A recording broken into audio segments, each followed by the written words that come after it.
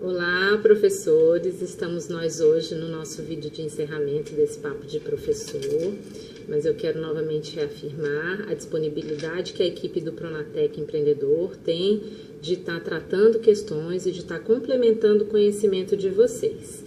E aí vocês têm a sala de professores, tem todo um contato direto com a Bia, né?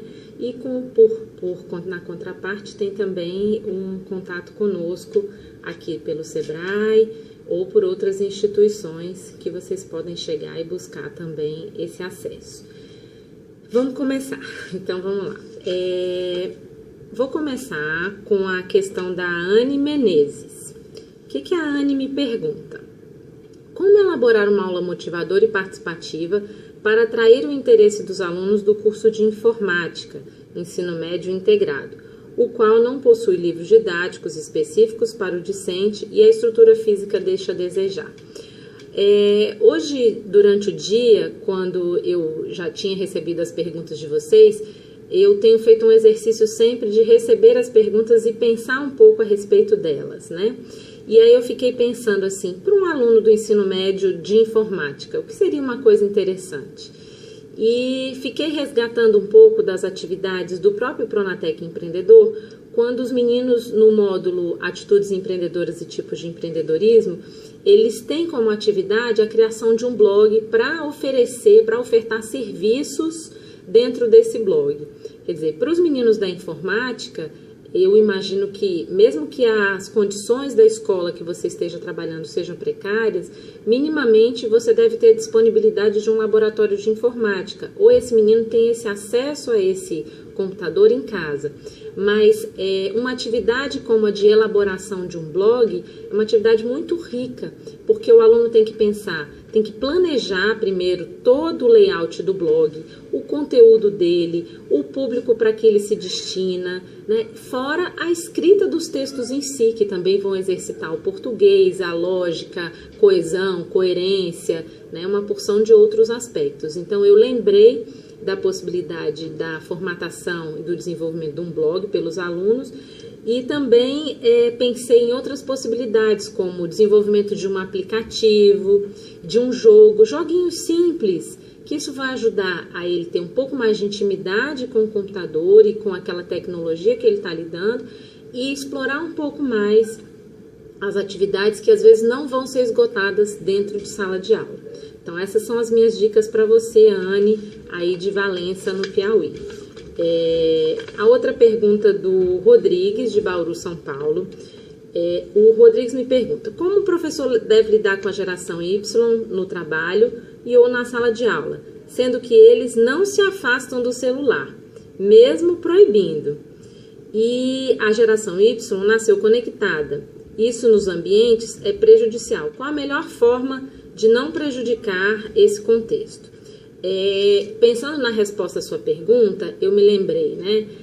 Será que proibir é a melhor estratégia? Provavelmente não, porque até a gente que não é geração Y tem um apego gigantesco ao celular. Deixar o celular do lado ou dentro da bolsa já é um sofrimento. Ele está basicamente dentro do bolso, na sua mão, em cima da mesa, ele está sempre de um jeito que seja acessível. Então a gente não pode esperar que a pobre geração Y, né, que são muito mais jovens e repletos de interesses, deixem os seus celulares distantes. Mas existe um negocinho chamado contrato didático. O que é o contrato didático? São aquelas regrinhas de conduta, são aquelas normas que a gente estabelece com os alunos no início das atividades. Quando você entra numa sala, que você vai trabalhar com eles ali uma semana, um mês, um ano, é importante que você estabeleça o contrato didático entre você e a sua turma. Horário de entrada, horário de saída, se vai haver intervalo, se não vai haver intervalo, o uso do celular, como é que ele é permitido, né? E isso é importante por quê? Porque ali todo mundo assume o compromisso diante do coletivo e não só com o professor.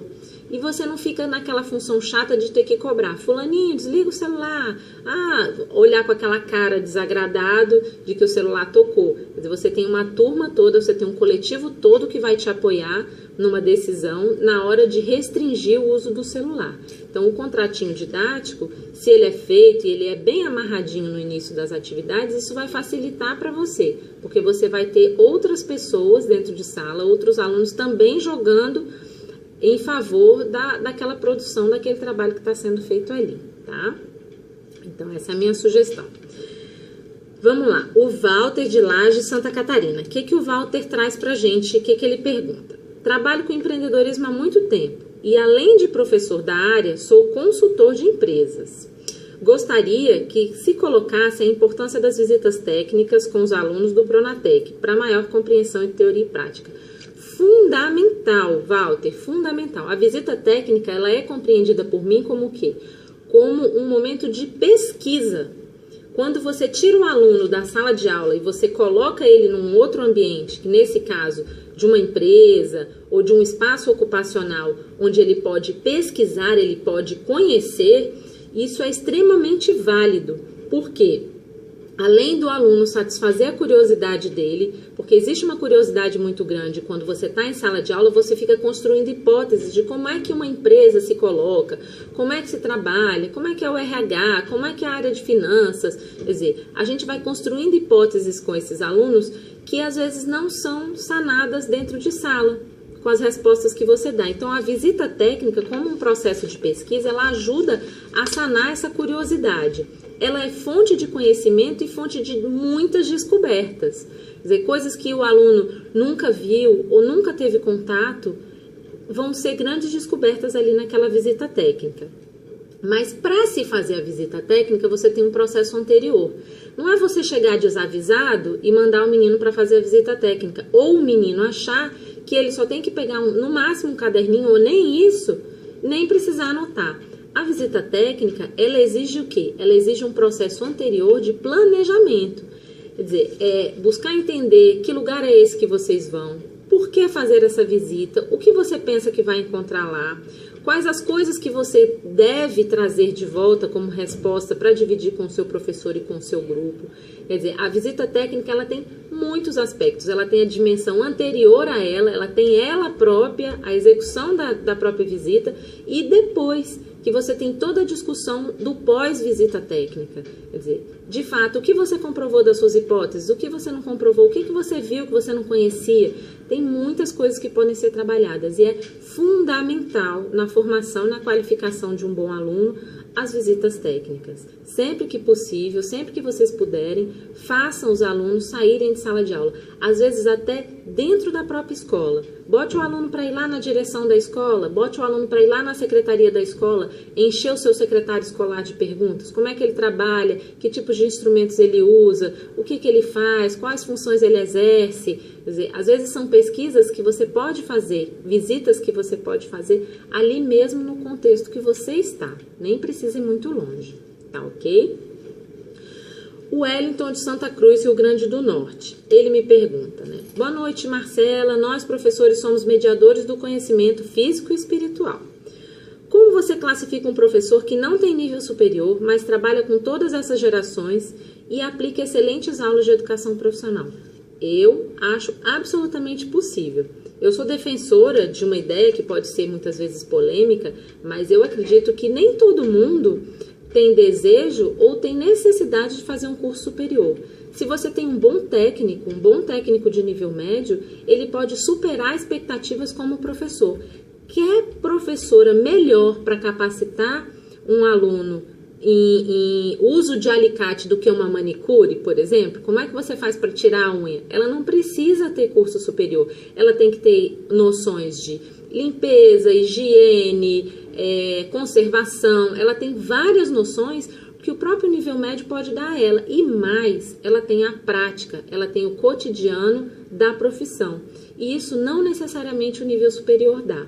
Quer dizer, o nível superior, se ele não for muito bem pensado e estruturado, você sai cheio de teoria, mas sem nenhuma prática, sem nenhuma possibilidade de ter experimentado as coisas que você leu, as coisas que você elaborou e construiu hipóteses ali, tá ok? Mas é perfeitamente possível que um professor que não tem nível superior realize aulas excelentes, tá? Não é obrigatório não ter nível superior.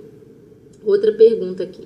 A questão da diversidade das idades, dos credos, gerações, ideias, qual a melhor forma de promover um aprendizado em turmas que possuem pessoas que adoram ler, outras são reféns da tecnologia. Uns gostam de regras, outros não gostam de regras nem horários. Como instigar? Eu venho trazendo isso todos os dias com vocês, sobre as diferenças, e a gente tem que trabalhar quando possível, né?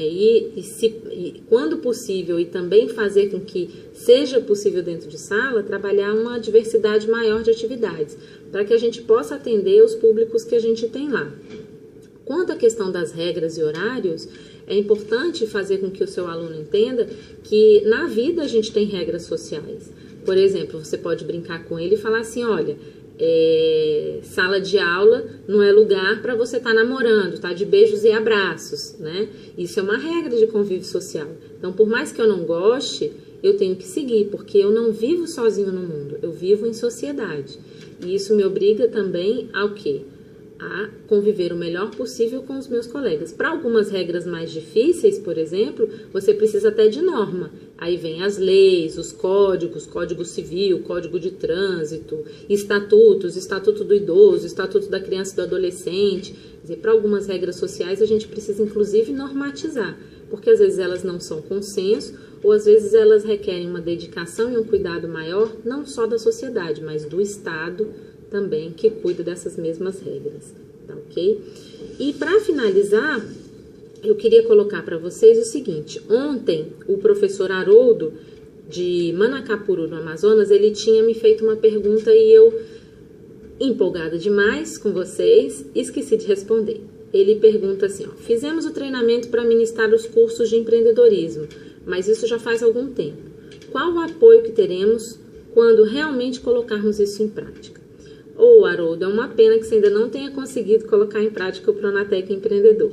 Mas não se preocupe, que a equipe do Pronatec vai estar toda dando suporte. Vocês recebem nas suas escolas tanto o guia do educador quanto o manual do aluno, para cada aluno que está ali em sala. Vocês cobrem da sua escola. Se você entrar em sala sem esse material, avise ao seu diretor, ao seu coordenador de Bolsa Formação, que existe esse material e que ele deve receber isso antes da entrada em sala. Se isso não acontecer, você tem acesso a esses materiais pelo site, você pode fornecer isso inicialmente para os alunos, mas é importante que você cobre, porque nós aqui pelo Sebrae já fizemos essa estimativa e nós temos material suficiente para cobrir essas iniciativas dos professores que estão sendo capacitados. A gente fez um cálculo médio de quantas turmas cada professor ia executar e a gente tem material suficiente de apoio para vocês. Inclusive, material paradidático, que são os baús que vão para as escolas. Lá vocês têm livros, vocês têm títulos tratando sobre empreendedorismo, tem material do Banco Central, da Previdência, vocês têm outros materiais que vão ajudar na complementação da sua aula, tá ok? E o que estiver faltando, você pode ir mandando e-mails pra gente, fazendo contatos, sugerindo coisas que a gente ainda não foi capaz de pensar, mas que você, professor, na hora da prática, sente falta e vê que é importante para o desenvolvimento daquela atividade, tá ok? No mais, muito obrigado, foi uma semana bastante produtiva, fazia tempo que eu não tinha contato com uma sala de aula, entre aspas, que é estar aqui conversando com vocês é também uma extensão da sala de aula, e agradecer a oportunidade e principalmente desejar muito sucesso para vocês com a execução do Pronatec Empreendedor e com a realização de outras aulas que não são do Pronatec Empreendedor, quer dizer, sucesso na sua atividade como docente, na sua atividade como professor. Até mais, até a próxima, nos vemos depois. Até mais.